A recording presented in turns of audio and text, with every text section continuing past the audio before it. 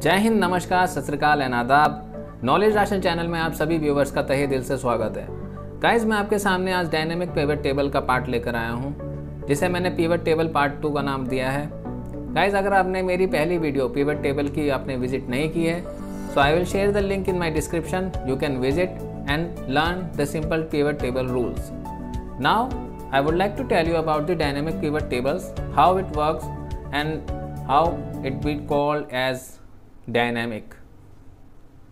So in the beginning मेरे को यहाँ पर एक टेबल दी गई है जिसमें एक ऑर्डर आईडीज़ हैं, डिस्क्रिप्शंस हैं, कंट्री है, आइटम्स एंड प्राइस है। तो मुझे इसकी पिवट टेबल यहाँ पे क्रिएट करनी है। पिवट टेबल क्रिएट करने के लिए simple control A and alt DPF, here it is। तो गाइज यहाँ पे पिवट टेबल यहाँ पर इंसर्ट हो गई है। नाउ एक हम सिंपल पिवट टेबल तैयार कर लेते हैं। यहाँ पर हम डिस्क्रिप्शन उठाएंगे, रो लेबल्स में रखेंगे एंड कंट्रीज़ को उसके ऊपर रो लेबल्स में ही रखेंगे। देन आइटम्स और प्राइस को हम वैल्यूज़ में रखेंगे 1 by 1। Here it is. तो गाइज एक सिंपल पिवट टेबल यहाँ पर क्रिएट हो गई है, पर ये कुछ देखने में अजीब लग रही है, तो हम इसको एक सुधार लेते हैं। इस पर राइट क्लिक करेंगे, यहाँ पर पिवट टेबल ऑप्शंस पे जाइए, डिस्प्ले पे जाइए and classic pivot table layout पे क्लिक कर दीजिए गाइज। ओके करेंगे तो गाइज ये कुछ इस लेआउट में आ जाएगी, जहाँ पर आपको सब टोटल भी दिखाई देगा और जो कंट्रीज़ हैं और आइटम्स हैं डिस्क्रिप्शंस के, वो भी आपको सही तरीके से दिखाई देंगे guys. Now let's design the pivot table. Control A करेंगे, डिज़ाइन मेन्यू पे जाइए और इसको यहाँ पे कोई भी आप डिज़ाइन चूज़ कर सकते हैं, लाइक आई चूज़ दिस। तो ये एक डिज़ाइन पिवट टेबल आ गई है दोस्तों। तो गाइज़ मैं इसको डायनेमिक कैसे करूँ, डायनेमिक क्या होता है, डायनेमिक पिवट टेबल हम क्या समझते हैं उस चीज़ से, आइए समझते हैं। तो यहाँ पर जैसे ये पिवट टेबल की जो हमने यहाँ पर लिस्ट से क्रिएट किया था, इसमें अगर हमें कोई भी कॉलम इंसर्ट करना चाहता हूँ, like I want to insert the plant into this. तो जैसे मैंने यहाँ पे शीट पे प्लांट बना के रख रखे हैं, कंट्रोल C करूँगा मैं इसे एंड यहाँ पर कंट्रोल V कर दूँगा। तो यहाँ पे देखिए दोस्तों, ये प्लांट इंसर्ट हो गया है।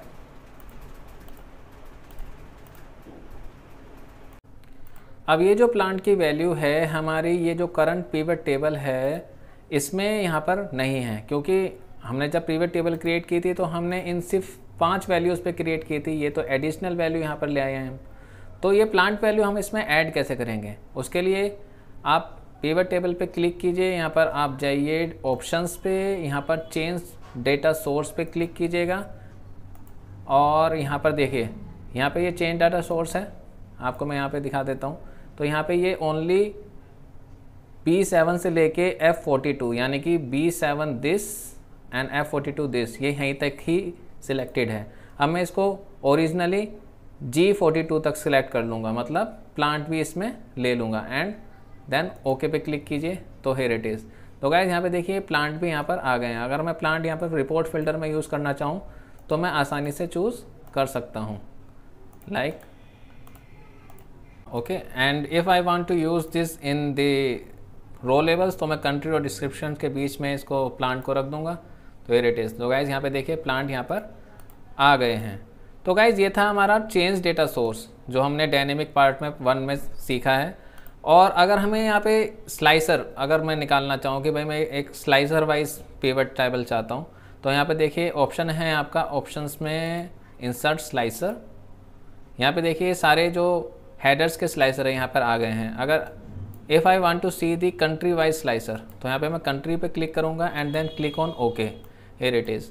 तो यहाँ पे मैं जैसे बांग्लादेश का ही सिर्फ देखना चाहता हूँ पिवट टेबल एनालिसिस, तो यहाँ पे बांग्लादेश पे क्लिक कर दे। देखिए यहाँ पे बांग्लादेश का आ गया। If I want to see about India, तो देखिए यहाँ पे इंडिया की परफॉर्मेंस आ गई है। And if I want to see the Turkey, Lithuania, Ireland, whatever I want to सी।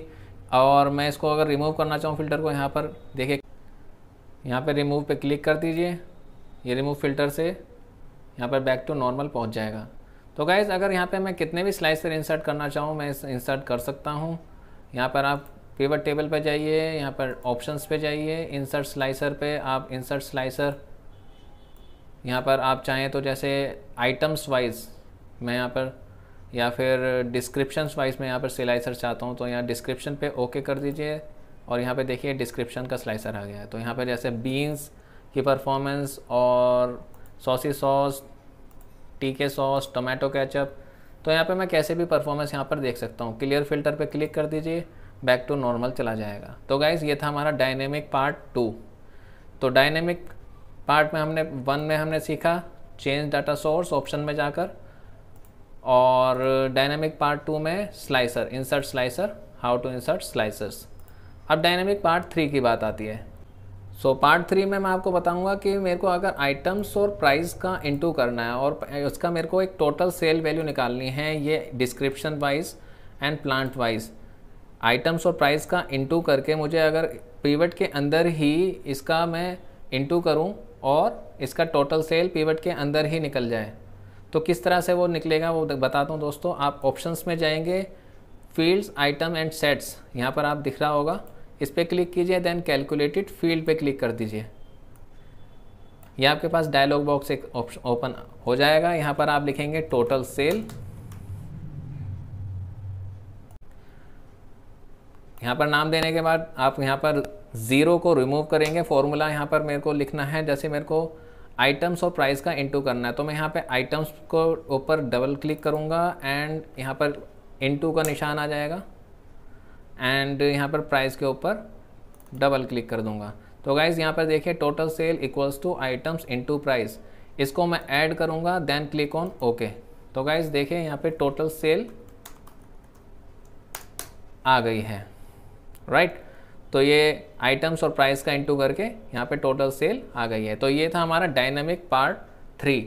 अब डायनेमिक पार्ट 4 हमारा बहुत ही इंटरेस्टिंग पार्ट है, जो कि मेन पार्ट में आपको बताने वाला हूँ कि भाई मैं अगर चाहता हूँ कि without using change data source option में अगर अपना डेटा यहाँ पर बढ़ाता हूँ कि ये डेटा मेरा यहाँ पर इंडेफिनेट बढ़े और पिवट टेबल में by just clicking on refresh button मेरा डेटा ऑटोमेटिकली यहाँ पर अपडेट हो जाए, तो गाइज़ वो ऑप्शन कैसे आएगा। तो वो शुरुआत से ही मेरे को पिवट टेबल क्रिएट करनी पड़ेगी गाइज़। तो यहाँ पर जो डेटा है मैं इसे उठाऊँगा, control A, control C, shift 11 आप प्रेस कीजिए और इसे नई शीट पर पेस्ट कर दीजिएगा। तो ये नई शीट के लिए, नई पिवट टेबल के लिए डेटा तैयार है। अब मैं यहाँ पे फॉर्मूलाज टैब पे जाऊँगा और नेम मैनेजर पे क्लिक करूँगा।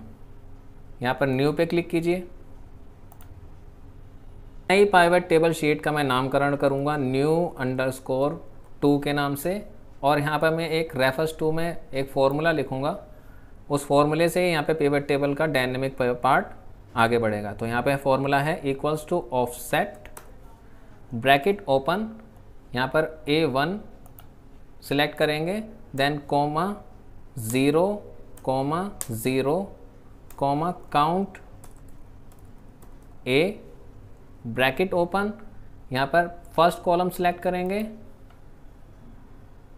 Bracket close, then comma count A, bracket open, यहाँ पर फर्स्ट रो सिलेक्ट करेंगे, डबल ब्रैकेट क्लोज, ओके। तो गाइज यहाँ पे देखिए न्यू 2 के नाम से एक ऑफसेट वर्कबुक तैयार हो गई है। इसे सिंपली क्लोज कर दीजिए एंड अब मैं जो भी इंसर्ट करूँगा पिवट टेबल वो मेरी डायनेमिक वाली होगी। तो कंट्रोल A कीजिए, यहाँ पर इंसर्ट पे जाइए, पिवट टेबल पे क्लिक कीजिए और यहाँ पे देखिए सिलेक्ट अ टेबल और रेंज। यहाँ पर मैंने जो डायनेमिक पिवट टेबल का नाम दिया था new_2 मुझे यहाँ पर टाइप करना है and then click on okay. तो गाइज़ यहाँ पे देखिए मेरी पिवट टेबल यहाँ पर आ गई है। अब मैं बस कंट्रीज़ को उठाऊँगा, यहाँ पर आइटम्स को उठाऊँगा या प्राइस को उठाऊँगा और यहाँ पर मैं प्लांट को रखूँगा। पिवट टेबल ऑप्शन पे जाके इसे क्लासिक लेआउट दे देता हूँ, हियर इट इज़। तो गाइज़ मेरे को अब यहाँ पर इसको डायनेमिकली चेंज करना है। तो यहाँ पर मैं अगर डेटा को बढ़ाता हूँ, अब बात आती है हमारे डेटा को बढ़ाने की। तो यहाँ पर मैंने डेटा ऑलरेडी यहाँ पे बना के रखा हुआ है, इसको कंट्रोल C कीजिए और इसको यहाँ पर कंट्रोल V करके यहाँ पर ये पेस्ट हो जाएगा। और गाइज़ मैं अगर चाहूँ तो यहाँ पर और डेटा बढ़ा सकता हूँ। तो यहाँ पे इस तरह से डेटा बढ़ाते रहिए क्योंकि डायनेमिक पिवट टेबल है, आगे वो यूज़ डेटा को कर लेगा। तो हमारी जो करंट शीट है डायनेमिक वाली वो ये शीट है। अब गाइस बात आती है मेरे को इसको रिसिप्ट रिफ़्रेश करने की। तो बस मेरे को यहाँ पर देखिए ये वैल्यूज़ आपको नज़र आ रही होंगी 136 एंड 3990, ये मेरी करंट वैल्यू है।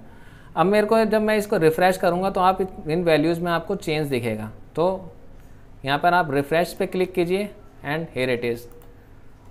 वो वैल्यू जो थी यहाँ पर 136 थी और आफ्टर रिफ़्रेशिंग इट ये यहाँ पर वैल्यूज़ आपको चेंज होती नज़र आ रही होंगी क्योंकि ये डायनेमिक पिवट टेबल है। तो गाइस एक बार हम रिकैप कर लेते हैं वैल्यूज़ को कि आज हमने क्या क्या सीखा। फर्स्ट नंबर पे आज हमने सीखा चेंज डेटा सोर्स।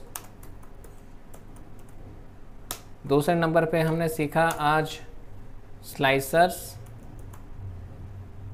तीसरे नंबर पे सीखा हमने कैलकुलेटेड फील्ड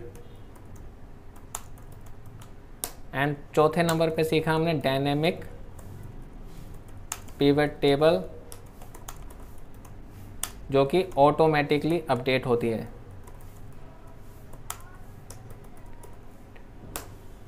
तो गाइज अगर आपको वीडियो अच्छी लगी हो kindly share and subscribe the knowledge आसन चैनल। टेलीग्राम चैनल पे पा सकते हैं इसको आप मेरे यूट्यूब चैनल डिस्क्रिप्शन से डाउनलोड कीजिए और सीधा आप उस पर क्लिक करके आप इस एक्सेल पे आप पहुंच जाएंगे।